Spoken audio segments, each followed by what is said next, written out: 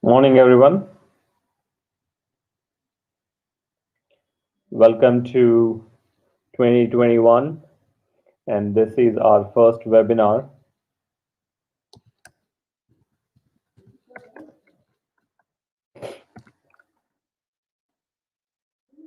The first webinar of 2021, and today's topic is around how we can open restaurants, or what are the different steps that one actually has to take when um, when someone actually has to open a restaurant.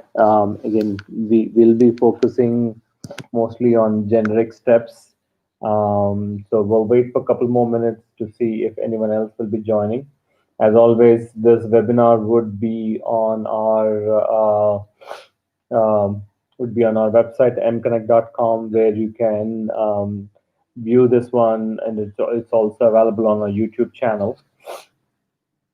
Again, hope everyone is safe out there with social distancing and other rules that the government or your local government has prescribed. Again, this is our first webinar of 2021. Today's topic is how one can open, or what are the different steps one actually has to take when trying to open a restaurant, right? A little bit about ourselves. MConnect was started in 2015 more as a services company, and over years we have actually morphed ourselves more into a technology driven restaurant technology driven company with a focus on customer data. So we actually will be talking about our A to A model in the next couple of slides, but these are some of our clients with whom we have actually worked or still continuing to work with. And our main focus is again around customer data and customer journey. When we talk about customer journey, we have actually come up with this model, what we call as an A to A, which is awareness to advocacy, where we have divided the customer phases, the engagement phases that a customer um, has with a brand into five phases. These are awareness, engagement, acquisition, loyalty, and advocacy. That's our A to A model. And at each stage, the customer interacts with the brand, with the restaurant brand, and there are a lot of opportunities for the customer to kind of provide data about themselves, what they want, what they like, when they want, what kind of channel they like, and all these kinds of data. And M Connect, as I stated early on, is a technology platform that enables these brand interactions, this monitor the brand interactions, and engages with the customer so as to get more data in terms of their preferences and all those things. So that's in a nutshell what mConnect is all about. Again, just to reiterate, we are a restaurant technology platform with an emphasis on engaging the customers throughout their journey. Having laid down a little bit about mConnect, we're gonna actually talk about today's topic, which is how, if you are a restaurateur or thinking of opening a restaurant, how should you go about opening a restaurant, and some of the steps that you need to do in terms of identifying a location, finances, operations, HR, and all these legal aspects and all these kind of things that you need to look at when thinking of a restaurant, right? And then in terms of like whenever we are talking about anything regarding restaurants, we typically go back to our experience in terms of what we have actually observed. So we will be giving some examples based on our interactions with our clients and all those things. So when you talk about restaurants, if you look at the US history or US right now in the market, there are a lot of numbers out there which say that there are maybe around 2 million, 3 million restaurants. But again, these are both franchisees as well as mom and pop restaurants, right? When it comes to a restaurant, it is, if you look at it, it from an barriers to entry point of view, it is the least, or in terms of like anyone who can think of like ability to rent a space, they can open a restaurant with a minimal investment of around 50 to 60,000. Again, depending upon the type of restaurant you want to open, even less than that as well. Like if you want to open like a street side taco place or something like that, it would be even less. So again, obviously, you need to have like a couple of recipes and then a place to start your operations, and voila, you actually have a restaurant. right? But then you also have the extreme examples of where you want to have a fine dining, the best of the places, a steakhouse or something like that. You might want to actually spend a couple of $1 million, depending upon the location and all those kind of things. So from a point of entry or from an entries of or from a barriers of entry perspective, um, it is very easy for anyone to enter into the restaurant industry, and that's why if you look at it, the competition is fierce. Customers have a lot of choices, and at the same time, the rate of success within this industry is phenomenally very low, in the sense that like there are some stats which say that around 60 to 70% of the restaurants they shut down within the first year, and around 80% of the restaurants actually close after 5 years. And the basic premise in this one is that most of the people who enter the restaurants, we have seen in n number of cases, they enter it without any pre-planning, without forethought in terms of what they have to do, in terms of financial planning, in terms of legal issues, in terms of HR planning, and a lot of things which most of the people actually do not think of it. And in terms of scaling also, right, like when you think of most of the mom and pop restaurants, they struggle in terms of trying to make sure that they can actually make some dent in the market, but they actually end up losing a lot of time, resources, and when they actually look at the per hour profit that they're going to actually make, they might be spending like hundreds of maybe 100 to 120 hours a week, and then at the end of the day they will look at the compensation which they're getting, and it might be even less than a minimum wage. So given all these factors, we actually have seen that most of the restaurants they actually fail. And the one thing is that the lack of planning in all aspects of opening a restaurant, that is one of the major sources of failure when it comes to restaurant opening or ability to succeed within this industry. So having said that one, again, as we said, that it is very easy for restaurant to open a restaurant, and given that the ease of opening a restaurant, you actually have a whole lot of failures. And then the next few slides, we're going to actually talk about how, if at all you are planning to open a restaurant, how you can actually brace yourself and at least give it a try, so that you are not a number in the statistics, in the sense you're not this 70 or 60 or 70% of failures, but at least you have some actually at least some ability or some sense of like accomplishment, in terms of like if you follow some of the steps that we have actually listed here, you have a good chance of making it through. Having said that, these are the 12 steps which we're going to actually walk through the next few slides. And again, as I said, like the webinar, if you have any specific questions, feel free to leave some questions here, and we'll try to respond to these questions as quickly as possible, or else we can actually circle back with you, or you can reach out to us through other mechanisms as well. So again, as I said, like in the very next few slides, we're gonna actually talk about the 12 steps, in terms of how you can look at these some of these steps. Some of them actually overlap, and how you can actually prepare yourself to have a better future within the restaurant industry. The very first thing is, when it comes to a restaurant, you need to understand what kind of a restaurant you want to open, why you want to open this kind of a restaurant.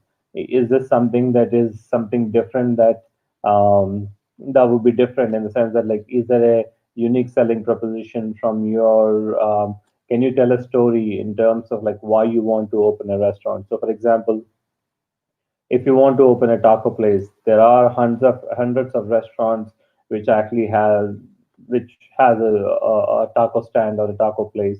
So will your recipes be anything different, or do you actually have a specific menu that might cater to that particular location's population?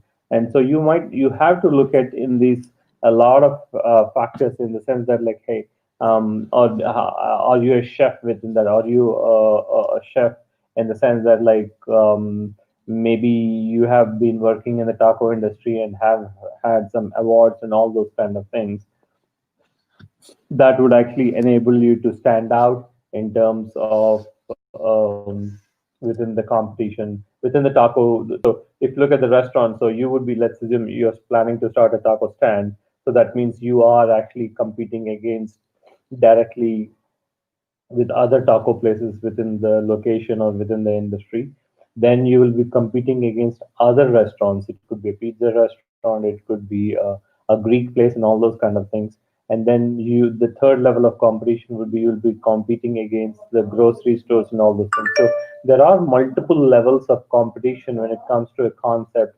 So you want to make sure that you stand out within your group, and in terms of making sure that the owner, the customers, whenever they think of a taco place, they are actually planning to come by your place in terms of having the best tacos in town and all those kind of things.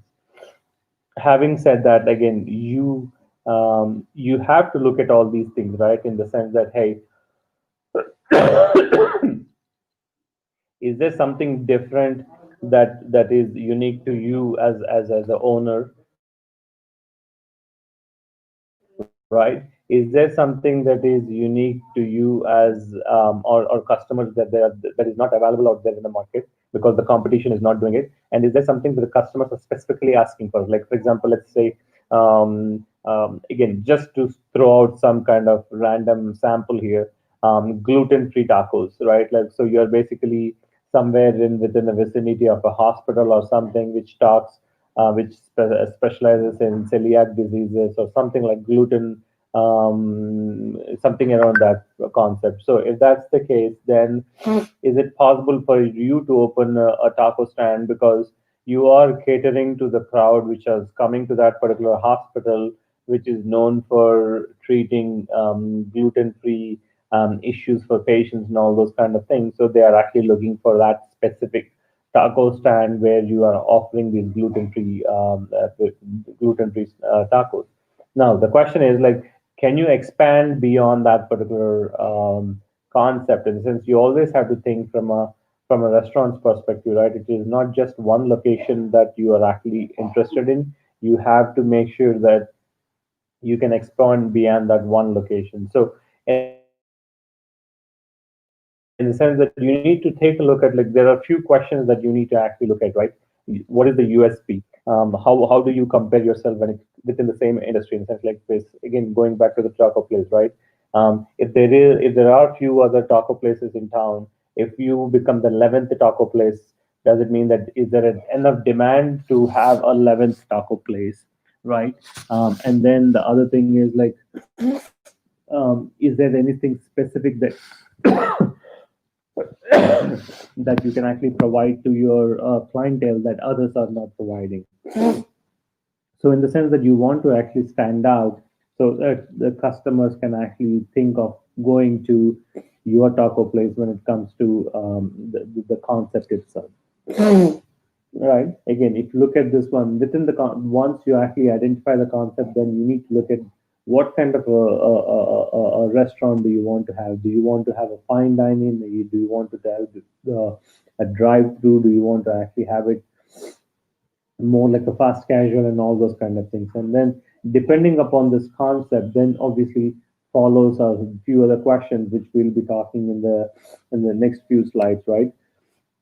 So if you're, again, let's assume this way, you want to have a taco place which is a fast casual or a drive-through or something like that, then you need to look for a location. The location is, again, if you look at in the within the retail industry, they always say that location by far is the most important decision that you're gonna actually take, right? In the sense that, like, this location has to be, there are a lot of factors that actually go into the location, in the sense that is it easy for people to access the location? Are there enough customer demographics in terms of your target segment that live within the vicinity 3 to 5 miles of this particular location? And within the location, are there and like any restaurants that are actually there which might compete against you? And then you have to think of, like, for example, think of any development that might actually start when you actually start a restaurant. For example, like one of our clients, it's a breakfast place. They open at 6 and close at 3 p.m. They opened the restaurant, and within 3 months of starting the restaurant, the city actually has come up with a road a widening project and beautification project, which took more than 9 months. And these my clients were actually directly impacted by it, because there was no direct access to go to the restaurant.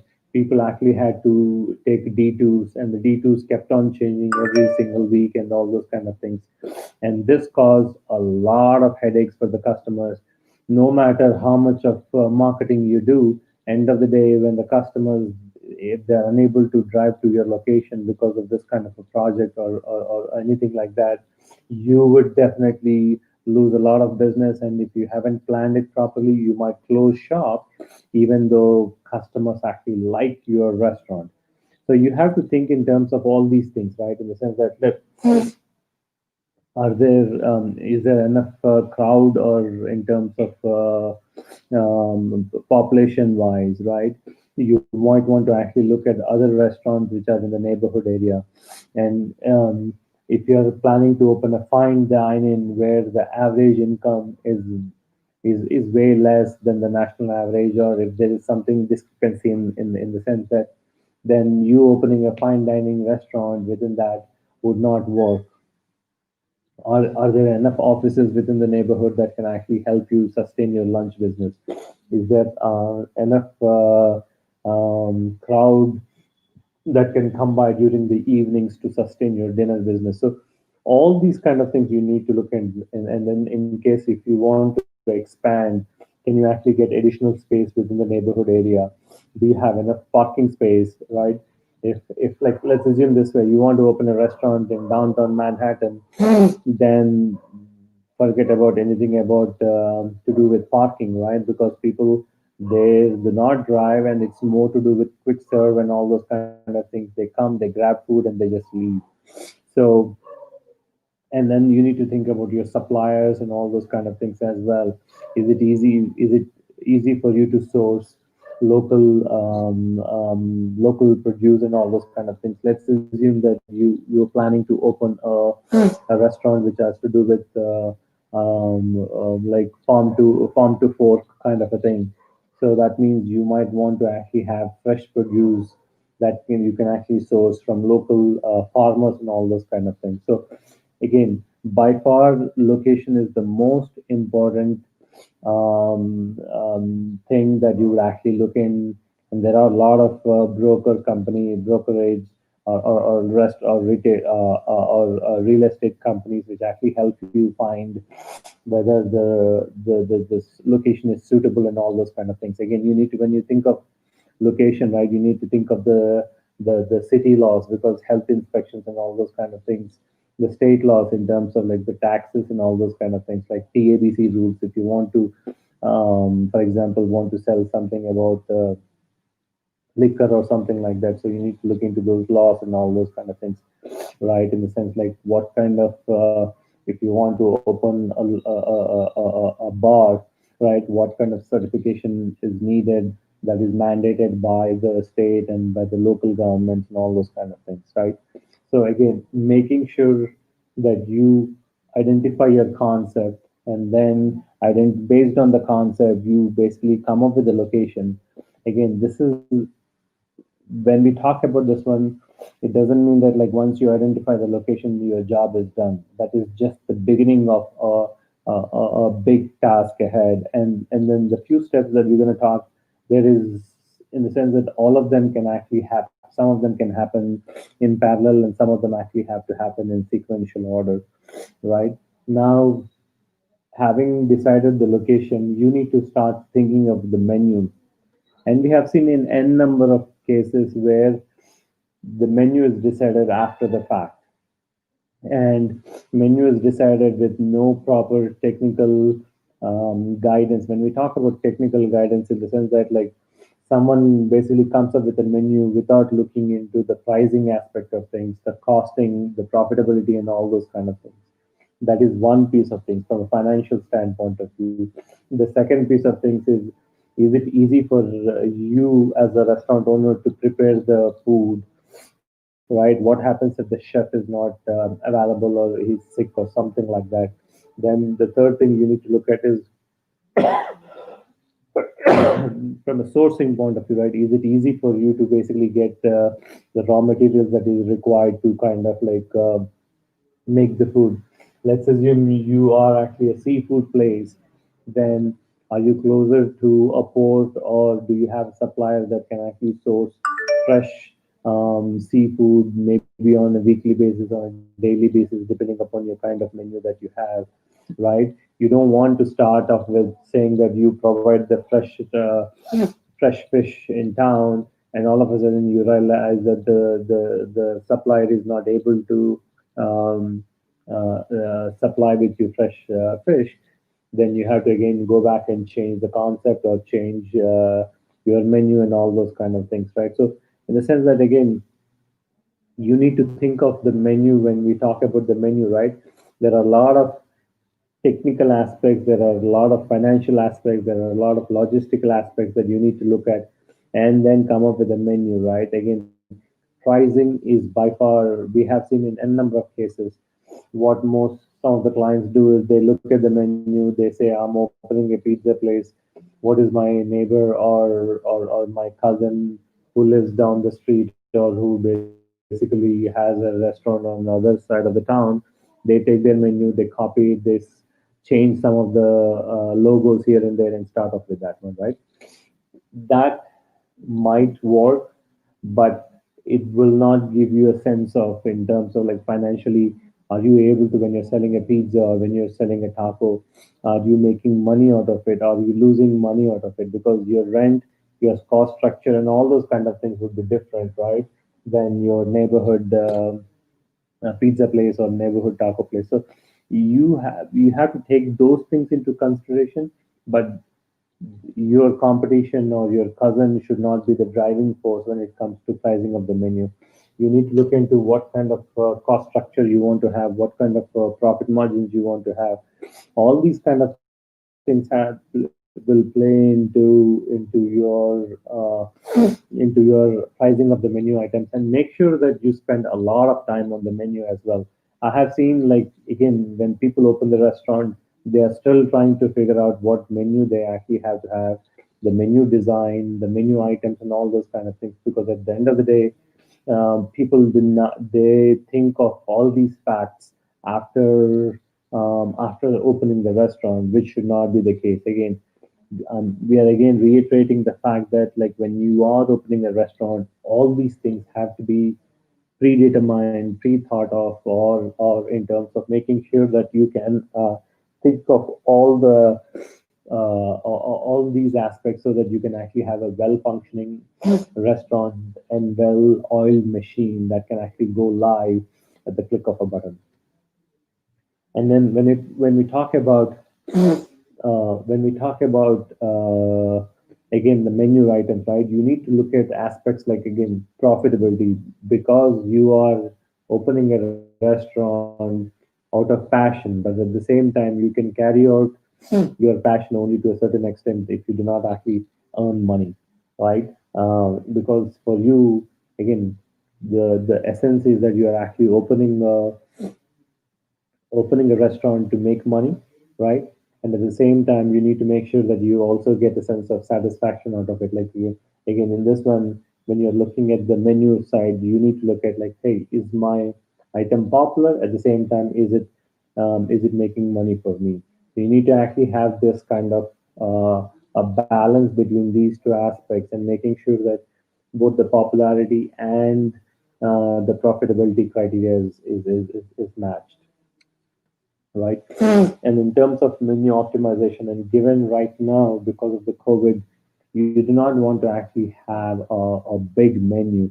You want to actually have a simple menu that is for the customers easy to understand, and at the same time it's easy for you to manage, and you can display it on different aspects in terms of social media sites within your bill, digital menus, and all those kind of things. So making sure that the menu optimization is done, and there are a lot of professionals who can actually guide you in terms of what kind of menu items, what the pictures and all those kind of things actually play into this, in the sense like you want to actually have a menu, an item that actually has contrast in terms of, obviously this is the age of social media, so you want to actually have a menu item which is pleasing to look at, and at the same time people can actually have a tasty meal and all those kind of things. With your menu set right now, again, the supply chain, when we talk about supply chain, sourcing of materials and all those kind of things, which again obviously will play a part in your menu optimization, is very important, in the sense that like when you talk about vendors, right? Obviously, there are a lot of vendors. You can think of vendors in terms of the sourcing of the raw materials and all those kind of things. That's one set of vendors that you actually have to look at. Then you have to look at the produce vendors. Then you have to look at the linens. Then you have to look at like the, maybe from an HR perspective, the any vendors that actually can help you with hiring and staffing and training and all those kind of things. So the whole aspect is like you have to look into all these things, in the sense that like ability to kind of like look at different suppliers and different vendors that can actually, who are reliable, who you can actually depend on, and who actually, it's not just like you can only depend on one vendor or one restaurant or one supplier.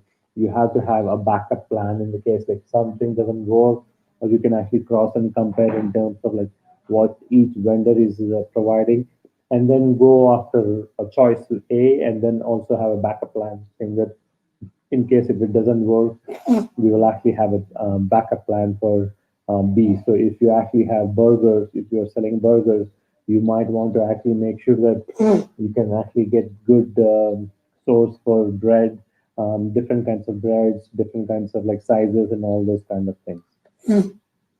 And then again making sure that the again we keep on going back to the financial aspects of things, because again we have seen n number of times all these decisions are made without thinking of the financial aspect, in the sense that is it possible for me to kind of like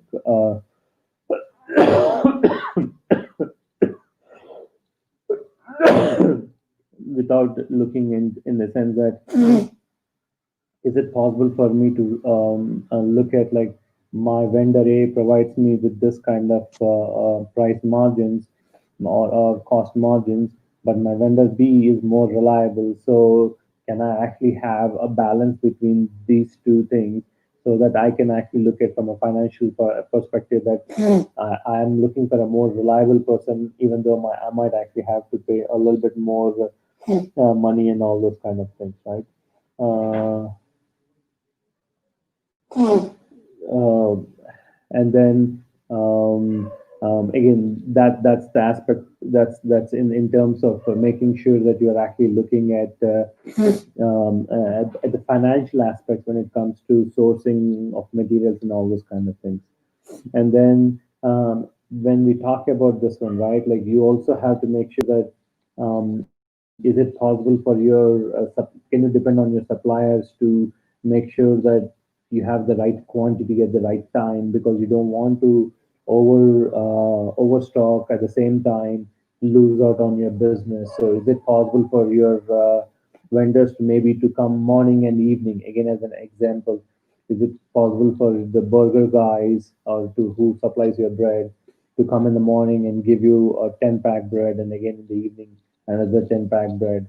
So what does it mean in terms of making, if they are making two trips from a cost perspective, and does it mean that the breads are actually much more fluffier and much more warmer when they come out of the oven, and all those kind of aspects that you actually have to look into when you're looking of about the supply chain. And at the same time you have to look at this inventory management, right, in the sense that that is where the technology aspects which we're going to talk about will come into play. Is it possible for you to manage all these inventory levels? Is it possible for you to actually have a backend system where if the inventory falls below a certain limit, an email notification or a call will be placed to the customer saying that, hey, you need to basically place an order, or my levels of this particular items is kind of like going down, and I need to have them replenished and all those kind of things. And there are other companies which actually do this one in the sense that like who can actually take care of your inventory in the sense that like from a technology perspective, again we'll talk about that in a little while, where you can actually manage your inventory so that you do not lose a lot of money from wastage, at the same time lose money for not being able to meet customer demand, right?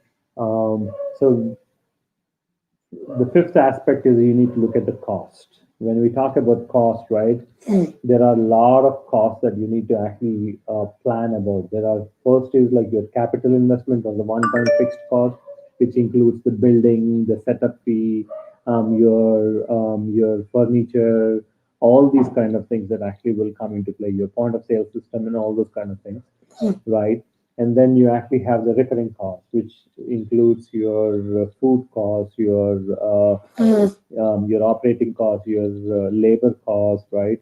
If you have any software, your advertising costs, right? And miscellaneous costs, which includes your utilities and other things, right?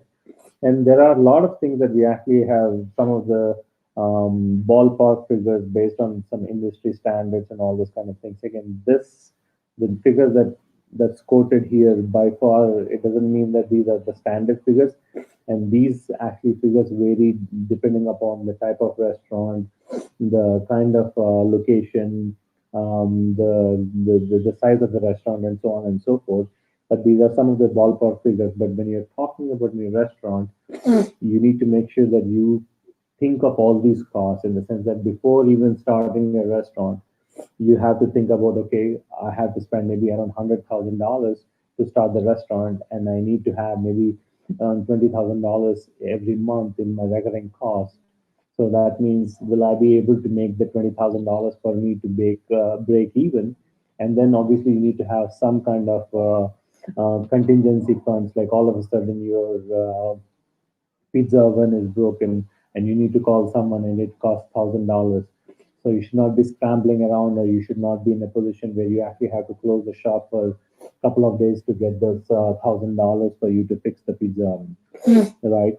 Again, look at these upfront costs, like in the sense like what are the different costs that you need to actually have, and make sure that you actually plan it out. We do actually have created a post and a template for um, a business plan for opening a restaurant, where we talk a lot about these costs, about recurring costs and financial aspects of things, because that by far is the most important aspect. Because we have seen again n number of times people jump into this one without looking at the cost, and then they underestimate the cost and they overestimate revenue, and without any contingency, and when they start a restaurant, most of the times they overshoot their costs and they cannot perform well on the revenue aspect. And that is by far the most important aspect when it comes to the restaurant, because they are in red for a few months and they are not able to operate, and then they basically close shop, even though with few more months, again it's not the rule, but maybe with few more months they could see the end of the tunnel. Again, these are some of the recurring costs that you need to actually make sure that you actually plan well. Most important aspect, again, obviously, as a technology company, we say that you need to focus on marketing aspects of things, and you need to focus on the technology aspect of things, because people, when they start the restaurant, we have seen in n number of times, all their marketing budget is basically 1 month or 2 months of running ads in local newspapers and ad pages, and that's it, without any thought of, okay, I have to spend some X number of dollars on a regular basis on social media, X number of dollars on email marketing, X number of dollars on community involvement and so on and so forth, which is never done. And that's one of the major problems when it comes to from this one. And then obviously in the sense that like we talked about the financial aspects and your business plan is financial planning is a key aspect of your business plan.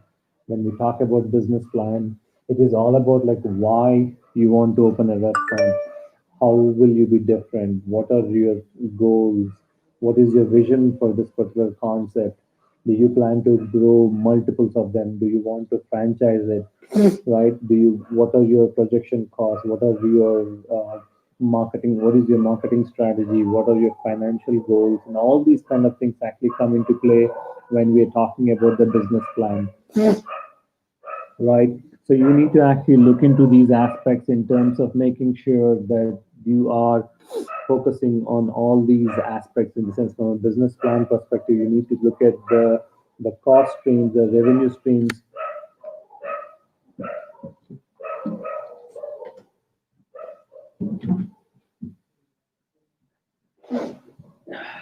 Sorry about that, guys. Um, and then you need to make sure that the business plan is solid in the sense that you need to look at this the strengths and weaknesses of you as a promoter for this particular restaurant. Do you have enough financial strength? Do you actually have enough manpower? Do you have the technology resources and all these kind of things? Do you actually have a launch plan, a go-to marketing strategy, and all go-to-market strategy? All these aspects when it comes to a business plan, right? Again, financial aspects is one key part of this business plan. So it's always about the devil is in the details, right? So when you start thinking about all these aspects, that's when you can think about your who's your competition, how do you plan to make sure that you stay one step ahead of your competition using a better marketing plan. So if your marketing plan hits the goals, can you translate that into financial goals and all those kind of things? And then by far, once you actually have these a clear picture in terms of what your restaurant is, what are your marketing goals, what are your financial goals, you think about your investment. Again, there are, when it comes to investment, always make sure that you actually have a buffer in place, in the sense that you need to actually have a lot of buffer, because as I said, people underestimate the cost and overestimate revenues. And so if you think that you would need around 100,000 to start a restaurant, make sure that you actually have 150,000 and a 30,000 as a contingency plan, so that you can actually start like working on this one. So if you need 180,000, where will you get this money? Can you actually go to your friends and family? Do you actually have your own funds? Can you actually go and reach out to some venture capitalists or some angel funding or something like that? Or is it possible for you to enter into some kind of partnership? So there are a lot of actually incubators, concept incubators. For example, in Dallas, there is one called Trinity Restaurant Concept or something like that, where if they like your concept, they will allow you to use their facilities for a year, help you coach and all those kind of things. So you need to actually look at all these aspects and try to see if you can get some loans. Again, bear in mind when you're looking at the 60 to 70% failure rate, when you're taking loans, you as a person is liable to basically cover those loans. So does it mean that do you have the wherewithal to kind of like cover these loans in case of failure? So you have to look at all these aspects of what does it mean from your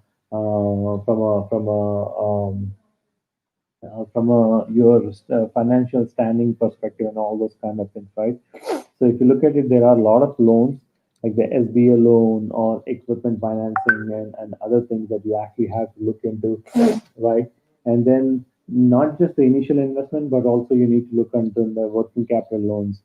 For example, Stripe, which is a credit card processor, will loan you some amount of money based on your credit card processing. And obviously, you need to process your online orders and other transactions through Stripe so that they can actually recoup that one. Square is another example where they are a POS company, but they also do lot of loans that you can actually avail of. But again, bear in mind, when you take these loans, obviously you end up paying the interest charge and all those kind of things. So from a financial planning perspective, you need to make sure that you take all these aspects into account and say that, hey, am I making still making money even though I took loans, or am I growing? Am I able to grow my revenue? Am I able to grow more locations and so on and so forth? So that should be your goal when it comes to all these aspects of like making sure that when you're actually opening a restaurant and all those things. Again, we talk about line of credit and all. Like line of credit again depends from your bank and other things that they can depends upon different institutions. Now, the legal structure. So, for example, the legal structure is very important.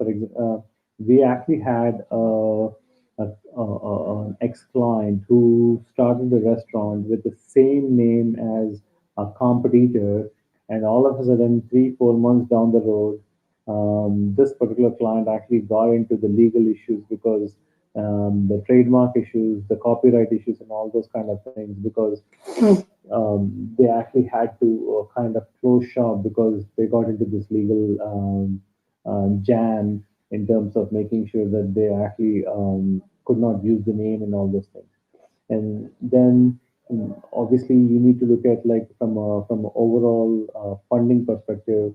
Can you, if you are a sole proprietor or an LLC or an Inc. and all those kind of things, how easy is it for you to kind of like have the legal structure in place so can you can actually get funding, get any kind of legal help and all those kind of things.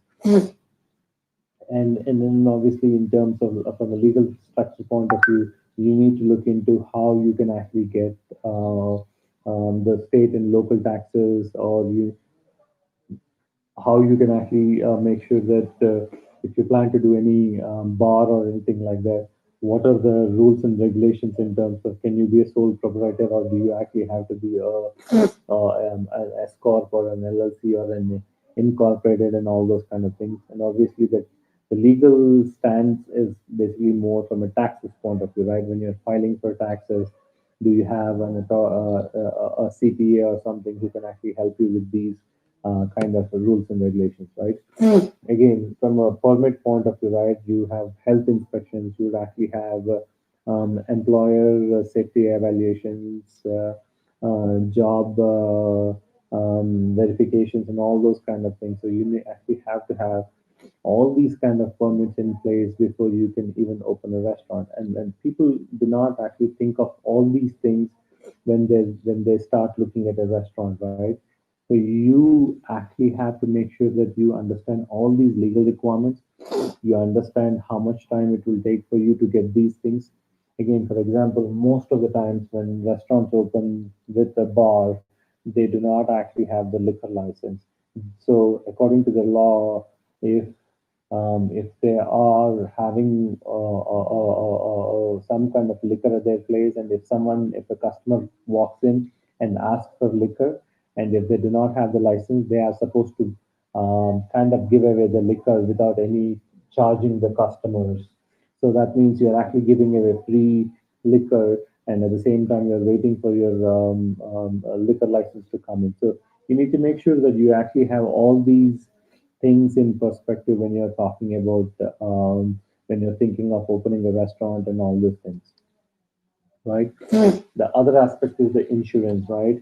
So there are a lot of insurances that you would actually need when opening a restaurant. It goes back all the time from what happens if in case of if there's any property damage, what happens if there's any kind of unemployment, liability, fire, and all these things, right? And loss of equipment, loss of business, right? What if someone basically gets sick and they sue you? What would actually happen in that case? How much of that is a liability on you as a person or as a company and all those kind of things, right? So you have to look at these aspects, and obviously it is better to kind of consult a financial planner when it comes to what kind of risks can you take, right? Like if you're basically doing a seafood business, right, you might get contamination because your supplier might have actually given you some kind of poisonous fish or something like that. So does it mean that like can you be liable for the fish that is provided by the supplier?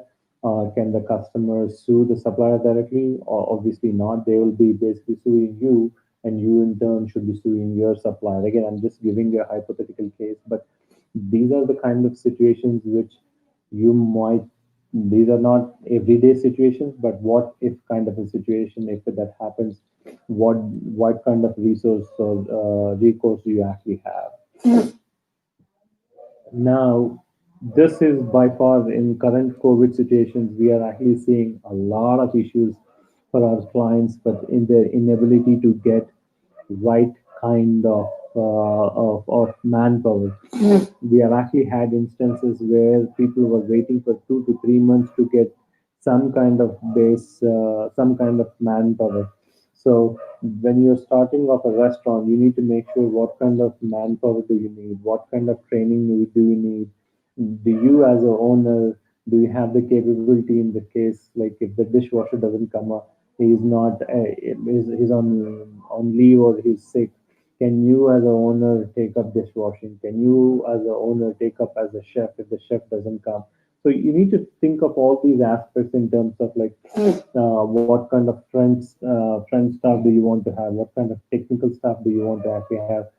If it is a fine dining and you have a lot of like screens and all those kind of things, so then you might want to look into hiring a technical person or hiring a technical company which can kind of like come in and make sure that the TVs are working fine. Like if you're a sports bar, you want to make sure that the TVs are working fine and that your ability to kind of like show games at different intervals and all those kind of things. So you have to look into all these aspects when it comes to the restaurant. And obviously, when we talk about manpower, training is a major aspect, right? In the sense you want to make sure that all these people are trained well and they are continuously trained on an ongoing basis, right? And then in terms of the staff wise, you actually have the back staff or the kitchen staff, and you actually have the service staff, which are basically running food runners and all those kind of things, and you actually have the front staff or more to do with operations, management, and all those kind of things. So you, depending upon the kind of experience, the kind of restaurant, and all these things, you have to think about okay, what kind of experience do I need to have? What if I do not get enough people in this one? What is the minimum number of people I would need to be on the floor? What kind of training do they actually have to attend on an ongoing basis? How would you rate them? What kind of tools are you providing them so that they can actually better do the job? How do you define whether they're doing a good job or not in terms of metrics wise and all these things? So there are a lot of aspects that actually go into HR in terms of from a training and from a staff recruitment. And do you actually have enough suppliers within the industry? So in case if you're short of a chef or front manager, can you reach out to your partner or to your supplier who can actually provide you with a resource within a very short amount of time? And obviously, we talked about the training where on a continuous basis, again, when we talk about a restaurant, right? And the aspect of someone coming to a restaurant is that they are looking at having a fine dining experience. So having a right staff makes or breaks a restaurant as well, right? In the sense that again, you need to make sure that you have the right documentation, you have the proper manual, so that people can go back and see what if kind of a situation can do you actually have, do you give enough privileges or enough leeway for your employees to take, like if a customer says he's not satisfied with the food, can you actually make sure that you can actually get people to basically refund the money? Is it an ongoing basis and all those kind of things, right? Again, training is another aspect, and how do you actually use technology to make sure that the staff is properly trained, and do you actually have ability to for table side or table side tablets and all this kind of stuff, right? And then the technology piece, obviously, that's where NConnect comes into play, right? today in terms of from a technology perspective, right? More and more tools are being available in terms of your point of sale system, in terms of kitchen display systems, in terms of table side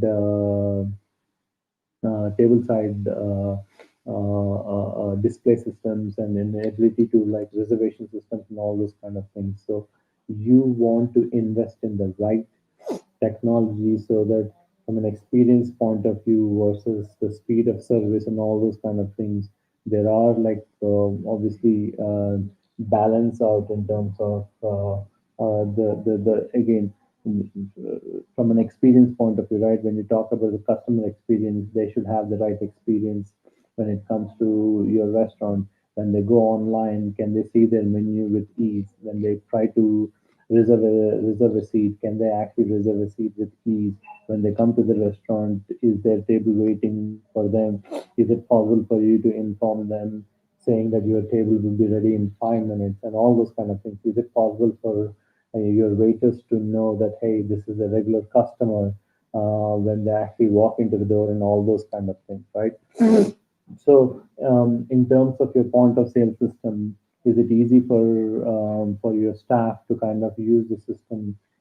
Is it easy? The POS companies offer training modules. Is it easy for your management team to log into the point of sale system and kind of like, hey, see how each one is doing, how actually the restaurant is doing, what are the different kind of metrics that the point of sale system can provide, and so on and so forth, right? So in terms of from an experience point of view, if you look at like N Connect, right, where we talk about the A to A part of things, our platform enables someone to kind of like keep track of like all the way from how actively a customer is engaged, how many times they're actually made a purchase with the restaurant, what kind of things they're actually buying, or what kind of dishes they're buying, have they given raving reviews for this particular restaurant, and if a customer walks in, are they is the customer is he into the door because he was a satisfied customer, or he's coming back because of bad experience and we have given him a gift coupon for him to use one more time? So that means you as a restaurant manager want to make sure that you have only one chance to make sure that this customer's experience is stellar. So from an unconnect standpoint of view, we provide all these tools so that the managers can keep track of saying that hey, this particular customer is very important, or who is a loyal customer. He has spent so many dollars over the past few months, and so on and so forth. So again, from a technology perspective, right, like with the advent of technology, there has been so much availability of data that we as Enconnect company is able to kind of harness that data and provide tools so that the restaurant staff can also focus on delivering the right kind of service, right? Again, all these things in terms of when we talk about the data driven operations, right? When you talk about point of sale system, is it possible for you to keep track of like which item is fast moving, or which employee is by far the most productive? What is the turnover ratio in terms of the table turnover ratio, and all these kind of things that you can actually look into the aspects, and then making sure that all these reports, metrics, and all those kind of things are accessible remotely as well. It's not just having a system that can only be accessed in the store or in the restaurant would not make any difference. So you need to make sure that the management is also well aware of this technology aspects. And then the last piece is basically your marketing. Again, we have seen an n number of times, and we've actually spoken about this as well, right? When we talk about like marketing, most of the times, mom and pop stores, when they actually start marketing, they think of marketing as an after effect. They think that their food is the best in town, and their food will actually drive traffic, which is the case. But by itself, having the best food will not actually enable you to increase your sales tremendously. But having an well thought after marketing plan, a launch plan, and all these kind of things is super critical for you as a restaurant owner. So that means before you actually start a restaurant business or you about to launch a restaurant, make sure that you actually have a launch plan. Maybe 1 month or 4 to 6 weeks before you start a restaurant, have a launch plan where you kind of create a buzz. Reach out to the community leaders, reach out to the community partners, reach out to the local journalists who can actually write about you. Make sure that you are creating some buzz. Post some pictures on Facebook saying that something new is coming up. Have a raffle where you actually can give away something to your customers and so on and so forth. And making sure that your presence across the different social media platforms, online media is standardized. So that means you need to make sure that you have the right name, right logo, right pictures, right phone number, right email ID, and an app domain name. All these are the important aspects of of a good online marketing, so that you actually, when you are about to launch or when you put forward your face, as in put forward your brand name out there, people can recognize that this belongs to you as a restaurant owner or a restaurant company, and making sure that they can identify in terms of menu pictures and so on and so forth, right? And making sure that you actually have, even before you start your operations, make sure you have a soft launch so that people, your employees can actually get better trained in real time conditions, but under protective kind of an environment. At the same time, your prospective customers can also know that this is a soft launch. There might be some mistakes, and they still can experience your food, your ambience, and all those kind of things, right? And we talked about grand law opening. Try to see if you can actually work with the city or the city officials to have a grand launch, your chamber of commerce, and make sure that you actually have a proper plan in terms of grand opening so that you can actually make a buzz. Is it possible for you to kind of invite a few foodies and making sure that they can actually come to the store and kind of like and do a preview of your grand opening and so on and so forth, right? And then making sure that you are part of your local marketing or local ecosystem in terms of reaching out to the schools, offices, churches, sports organizations, right? Reaching out to the TV stations, local TV stations, radio stations, and see if you can actually do some kind of barter training, like barter trading for maybe radio program. You say that you're going to sponsor maybe a few gift cards and you ask a question on the popular program. Again, obviously, they might also want to see if they can actually get few bucks from you as well, right?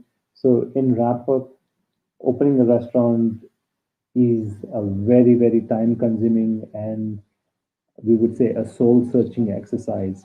You, as a restaurant owner, you need to make sure that you think of all the different aspects of opening a restaurant. It is not just one thing.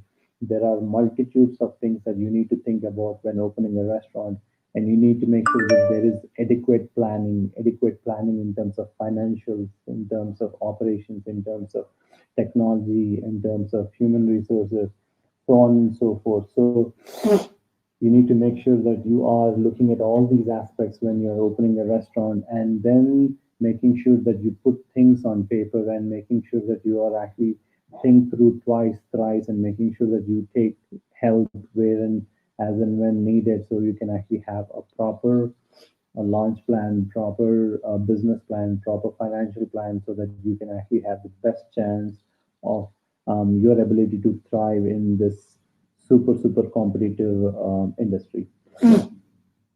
Um, Again, this is again, as I said, our first webinar in 2021. This webinar will be available on our website mconnect.com, as well as on our YouTube channel. If you have any questions, feel free to reach out to us at marketing@mconnect.com. And once again, thank you very much for your time. It's the end of our session. We'll be announcing our webinar series for the month of January. You can go to mconnect.com to register for that one as well. Um, Thank you once again. And if you have any questions, do let us know. All right.